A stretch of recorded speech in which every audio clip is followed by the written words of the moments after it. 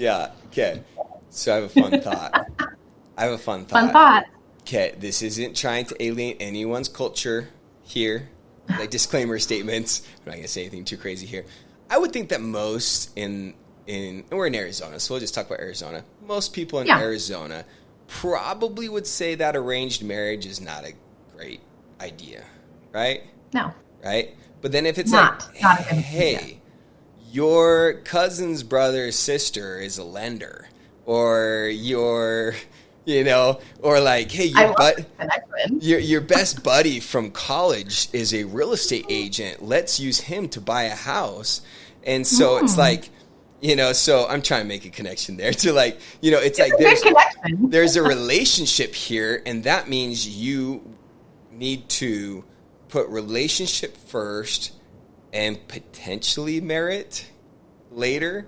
And I always tell people, like, you're interviewing someone for a job, whether you're talking with other lenders, or you're talking with other real estate professionals, or lenders are talking to real estate professionals talking to lenders, right? Business partnerships, for people not to realize like you are interviewing someone for a job. And have you actually, and how many real estate partners or people that you are potentially seeking to do business with have actually sat down with who they think their partner is, because it's who you do, watch the UFC fights with or something, you know what I'm saying? Like we need to actually say, okay, we don't want friendships are great. That's great. You can be friendships and also be business partners. That's all great. But to say, have you actually done a job interview and then checked in again and, done a little annual review, or, check in frequently to see, is this person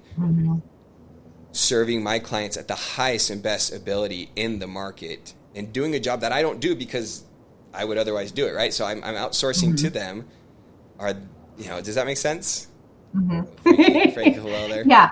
So it definitely makes sense. I definitely feel if your lender partner is not helping you grow your business or helping you in other ways. I mean, there's so many other avenues like marketing or ideas or just being there to answer questions or communication, letting you know when they refer a client, what is the plan for that client?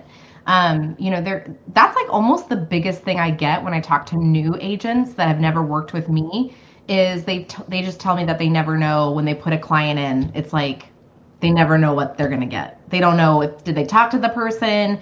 Did they pre-qual a person? They don't have a pre-qualification. So that clearly isn't that.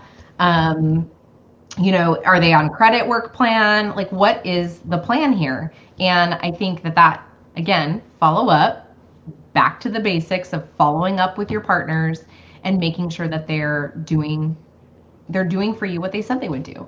And I think it just all comes back to that trust that you immediately build with your realtor partners and your lender partners. You need that trust. You need the trust. But like you said about the arranged marriage, I talk to a lot of realtors that are like, well, I have to use the lender that's in my office. And I'm like, what have they done for you lately? You deserve never more. Works out. Or maybe it does.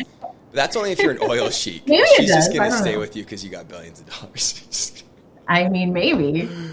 I definitely feel like those arranged marriages in lending, oh man, you're just settling. Unfortunately, you're just settling for what you think is great, but you just don't know what's out there.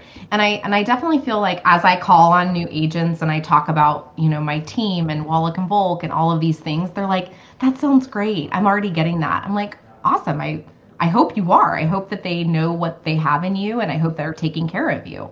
And if they're not, I'm here to provide all those things for real. For real.